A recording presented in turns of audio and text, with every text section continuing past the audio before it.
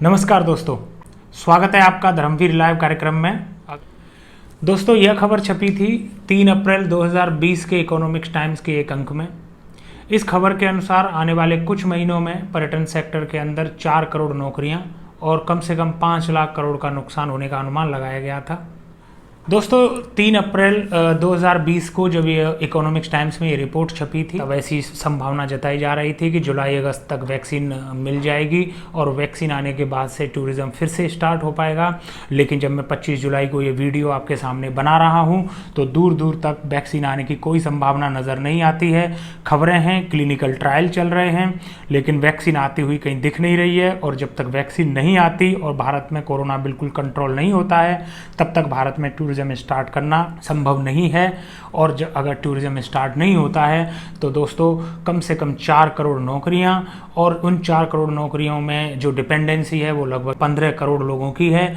तो 15 करोड़ देशवासियों की जो रोजी और रोटी है वो संकट बरकरार रहेगा।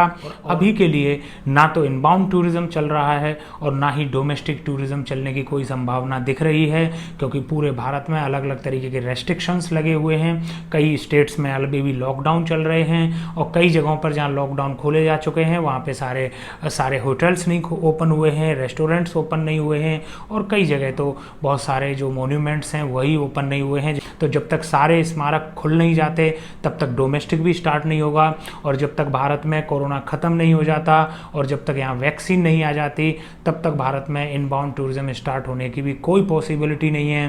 क्योंकि एग्रीकल्चर सेक्टर के बाद अकेला ऐसा सेक्टर है जो 10% से ज़्यादा की कंट्रीब्यूशन भारत की जीडीपी में करता है। सर्विस सेक्टर का किंग है टूरिज्म सेक्टर, लेकिन कोरोना एक ऐसी महामारी है जिसने सबसे ज़्यादा इसी सेक्टर को अफेक्ट किया है, और आज इस सेक्टर को भारत सरकार से सबसे ज़्यादा सहायता की उम्मीद है। और जो भारत सरकार ने एक 20 लाख करोड़ का जो बहुप्रचारित एक पैकेज दिया था, उस पैकेज में भी पर्यटन क्षेत्र के लिए एक भी रुपए की कोई भी सहायता या फिर जो क्रेडिट लोन है उस तरीके का कोई भी प्रोविज़न टूरिज्म सेक्टर के लिए नहीं किया गया है। और दोस्तों, एक सबसे अफसोस की जो बात है वो ये है कि ज़्यादातर नेशनलाइज्ड बैंक जो हैं वो टूरिज्म सेक्टर के लिए कोई भी लोन देने से भी बच रही हैं, क्योंकि उनको भी इस तरीके का यकीन है कि आने वाले बहुत समय तक टूरिज्म में कोई इनकम नहीं होने वाली। उनको भी लगता है कि टूरिज्म सेक्टर अभी बहुत समय तक पटरी पर नहीं आ पाएगा, और इसलिए वो कोई भी ऐसा लोन देने से बच रहे हैं जिसके रीपेमेंट की रिस्क रहेगी। इसी टूरिज्म सेक्टर ने भारत सरकार को करोड़ों रुपए का जीएसटी दिया है। इसी टूरिज्म सेक्टर ने भारत सरकार को करोड़ों रुपए का जो फॉरेन एक्सचेंज है वो कमा कर दिया है। और जो हमारा अच्छा समय था इस पूरे टूरिज्म सेक्टर का, तो उस अच्छे समय में अगर भारत सरकार हमसे टैक्स ले सकती है, तो आज जब टूरिज्म का बुरा समय चल रहा है उस समय भारत सरकार का इस सेक्टर को इग्नोर कर देना ना सिर्फ पीड़ा देने वाला है दोस्तों, बल्कि बहुत ज़्यादा अफसोस पैदा करता है। दोस्तों, टूरिज्म सेक्टर में ऐसी कई सारी इंडस्ट्रीज़ हैं जो टूरिज्म सेक्टर के लिए मेनली जो सप्लाई का काम करती हैं।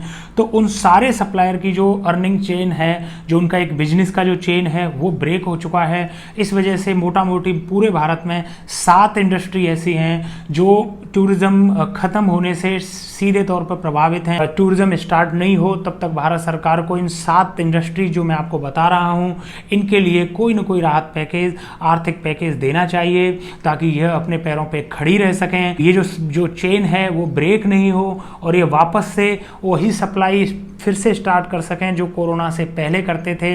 और अगर भारत सरकार ने इन सेक्टर्स की हेल्प नहीं करी तो ये इंडस्ट्रीज़ बीच में से टूट जाएंगी और फिर से दोबारा से सप्लाई चेन क्रिएट करना एक नई हेडक होगी सारे टूर ऑपरेटर के लिए, और जितने भी फॉरेन ट्रैवल एजेंट्स हैं उनके लिए भी। जो टूरिज्म का रिवाइवल होना है वो रिवाइवल की स्ट्रेटजी भारत सरकार को अभी से सोचनी होगी कि किस तरीके से इन छोटे छोटे सेक्टर्स की हेल्प की जाए ताकि यह मार्केट में बने रहें, और जब भी मौका दोबारा से मिले तो टूरिज्म फिर से स्टार्ट हो सके। तो दोस्तों, सबसे पहले आते हैं ये इंडस्ट्री कौन कौन सी हैं उनके बारे में जानते हैं। दोस्तों, सबसे पहले जो है वो है एविएशन इंडस्ट्री। एविएशन इंडस्ट्री के 2 पार्ट हैं, एक इंटरनेशनल एविएशन इंडस्ट्री है और एक डोमेस्टिक एविएशन इंडस्ट्री है। दोस्तों, ये जो इंटरनेशनल सेक्टर में एविएशन इंडस्ट्री जो काम करती है उसका काम बिल्कुल ठप है, लेकिन जो डोमेस्टिक एविएशन इंडस्ट्री है उसका काम थोड़ा सा स्टार्ट हुआ है क्योंकि भारत में लॉकडाउन ख़त्म हो गया है। तो जो डोमेस्टिक फ्लायर हैं वो एक शहर से दूसरे शहर जाने के लिए उसको यूज़ कर रहे हैं। तो एविएशन इंडस्ट्री में कहीं ना कहीं एक तरीके से कहें तो काम स्टार्ट हो चुका है, लेकिन जिसको हम फुल फ्लो का जो काम कहते हैं और जो प्रॉफिटेबिलिटी है वह कहीं भी अभी स्टार्ट होती हुई नहीं दिख रही है, क्योंकि जो लॉन्ग रूट की जो इंटरनेशनल फ़्लाइट्स हैं वो पूरी तरीके से ठप हैं। दोस्तों, टूरिज्म सेक्टर का जो दूसरा इम्पोर्टेंट सेगमेंट है वो है tour operator and travel agents. Travel agents भी कई तरीके के होते हैं। जो इनबाउंड ट्रैवल एजेंट है वो बाहर से जो क्लाइंट आता है उसको यहाँ घुमाने का काम करते हैं। जो डोमेस्टिक ट्रैवल एजेंट्स हैं वो जो क्लाइंट इंडियन है उसको इंडिया के अंदर ही घुमाने का काम करते हैं। लेकिन बहुत सारे ट्रैवल एजेंट्स ऐसे भी हैं जो आउटबाउंड का काम करते हैं। जो क्लाइंट भारत का है उस क्लाइंट को वो बाहर भेजने का काम करते हैं। ये जो तीनों सेगमेंट हैं भारत में इस समय बिल्कुल ठप पड़े हुए हैं। कारण यह है कि जो इनबाउंड टूरिज्म सेक्टर करने वाले जो ट्रैवल एजेंट्स हैं वह कुछ नहीं कर सकते क्योंकि फॉरेनर आ ही नहीं रहे, भारत के लिए आने की किसी को परमिशन नहीं है। जो दूसरा सेक्टर है जो डोमेस्टिक का, मैंने कहा डोमेस्टिक टूरिज्म बिल्कुल ठप है क्योंकि कोरोना के डर के मारे बहुत सारे लॉकडाउन्स हैं अलग अलग स्टेट्स में। सारे स्टेट्स ओपन नहीं हुए हैं, सारे मॉन्यूमेंट्स भी ओपन नहीं है, और एक जो कोरोना का है वो तो सभी के मन में बैठा ही हुआ है। तो जो डोमेस्टिक टूरिस्ट हैं वो भी इधर से इधर मूव नहीं कर रहे हैं, तो टूरिज्म जो डोमेस्टिक है वो भी नहीं चल रहा। और एक तीसरा टूरिज्म है दोस्तों जो इसको हम आउटबाउंड कहते हैं। ट्रैवल एजेंट यहाँ के हैं, क्लाइंट भारत के होते हैं, लेकिन वो घूमने भारत से बाहर जाते हैं। वो वाला जो सेक्टर है वो भी पूरी तरीके से ठप है क्योंकि भारत से जाने वाले किसी भी टूरिस्ट को कोई भी कंट्री इस समय वीज़ा इशू नहीं कर रही है। तो जो आउटबाउंड हम जो टूरिज्म बोलते हैं वो टूरिज्म भी बिल्कुल ठप है। तो जो बैकबोन है टूरिज्म की, ट्रैवल एजेंट्स हैं, टूर ऑपरेटर्स हैं, क्योंकि यही वो हैं जो बुकिंग करते हैं, जो यही वो हैं जो पूरी सर्विसेज को अरेंज करते हैं। और जो सबसे ज़्यादा इस समय जॉब जाने का खतरा है, जो नौकरियां दांव पे लगी हुई हैं, वो सबसे ज़्यादा tour operator and travel agents वाला जो सेक्टर है इसी में लगी हुई हैं, क्योंकि जो बिज़नेस है वो बिल्कुल ख़त्म हो चुका है और यह पूरी तरीके से एम्प्लॉयज़ पे डिपेंड होने वाली इंडस्ट्री है। इसमें करोड़ों लोग डायरेक्टली जॉब करते हैं। जो आने वाले कुछ महीने तक किसी भी ट्रैवल एजेंट को कोई भी बिजनेस आने की कोई उम्मीद भी नहीं है। इस वजह से जो स्टाफ को ले ऑफ करने की जो एक प्रक्रिया है वो बहुत सारी ट्रैवल एजेंसीज़ में ऑलरेडी चल रही है।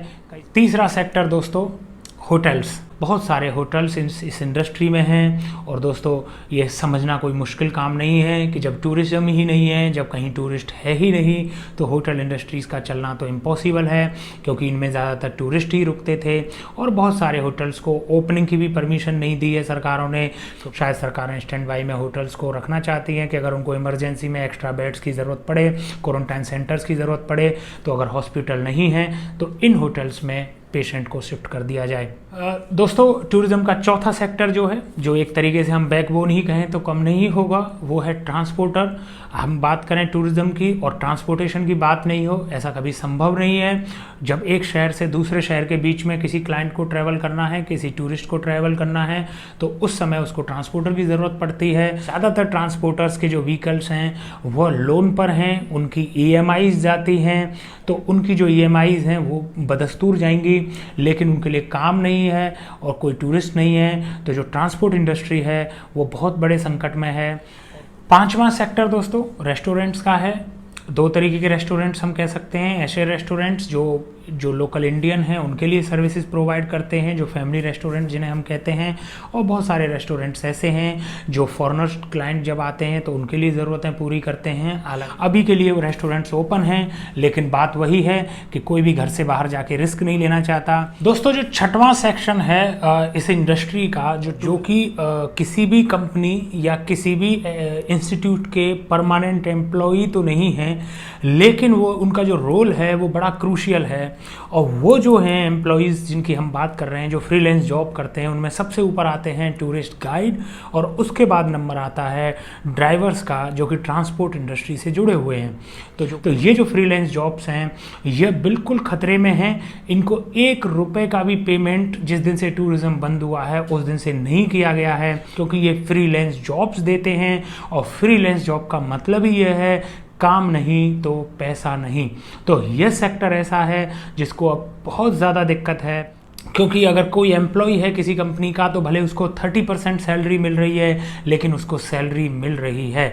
यह जो सेक्टर है जो मैं गाइड का और ड्राइवर्स का आपको बता रहा हूँ, इस सेक्टर में एक भी रुपए की कोई भी सैलरी या फिर किसी भी तरीके की फाइनेंशियल हेल्प ना तो सरकार से मिल पाई है, ना ही किसी और स्टेक होल्डर से मिली है। सातवीं इंडस्ट्री और है जिसकी तरफ शायद सभी का ध्यान नहीं जाता है, लेकिन उस इंडस्ट्री को हम कहते हैं हैंडीक्राफ्ट्स एंड सुवेनियर इंडस्ट्री। ये एक ऐसी इंडस्ट्री है जो कि भारत के एक्सपोर्ट का जो बिजनेस है उसमें बहुत बड़ा कंट्रीब्यूशन करती है। तो जितना भी टूरिस्ट यहाँ पे ट्रैवल करता था वह टूरिस्ट इस हैंडीक्राफ्ट इंडस्ट्री से कुछ न कुछ खरीदता है।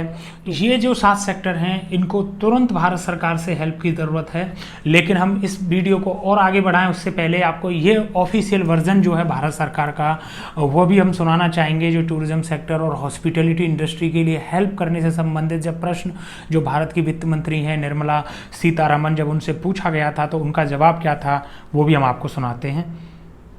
मैम मोनिका जी बिजनेस। मैम मेरा सवाल है कि जो मिडिल क्लास सैलरीड लोग हैं, स्पेशली जो टूरिज्म सेक्टर, हॉस्पिटैलिटी और एविएशन में हैं, उनकी सैलरीज भी नहीं आ रही हैं अभी, साथ ही वो इंस्टॉलमेंट पे कर रहे हैं। तो क्या मॉरेटोरियम ड्यूरेशन बढ़ाने को कोई प्रपोजल है? क्योंकि वो उसका बेसब्री से इंतजार कर रहे हैं। हालांकि आपने एनुअल रिटर्न फाइलिंग में एक्सटेंशन दी है, पर साथ ही उनको कुछ टैक्स रिलीफ मेजर्स वगैरह भी वो आपसे एक्सपेक्ट करते हैं। ठीक है, थैंक यू। क्या ठीक है? टूरिज्म में तो कुछ भी ठीक नहीं है। अगर निर्मला सीतारमण को लगता है कि वास्तव में कुछ ठीक है तो वो बताएं कि क्या ठीक है, और अगर जब उनको पता है कि कुछ भी ठीक नहीं है तो उनकी तरफ से टूरिज्म के लिए कौन सी ऐसी योजना है या कौन सी ऐसी हेल्प है जो टूरिज्म सेक्टर के लिए की जा सकती है। क्या उनको पूरा यकीन है कि इस सेक्टर को किसी भी तरीके की हेल्प की कोई ज़रूरत नहीं है? क्या वो ये मान के चलते हैं कि ये सारा सेक्टर बहुत पैसे वाला है, या फिर उनको ये लगता है कि इनकी ना तो ईएमआई जाती है, ना ही इनके बच्चों के स्कूल की फीस जाती है, ना ही इनके पेरेंट्स की मेडिकल का कोई खर्चा है।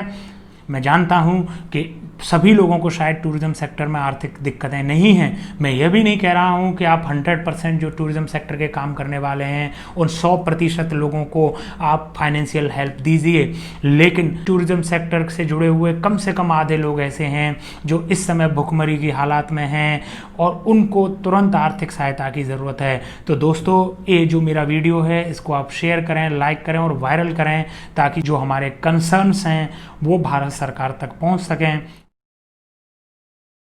और अगर आपने हमारा चैनल अभी तक सब्सक्राइब नहीं किया है तो प्लीज़ इस चैनल को सब्सक्राइब करें।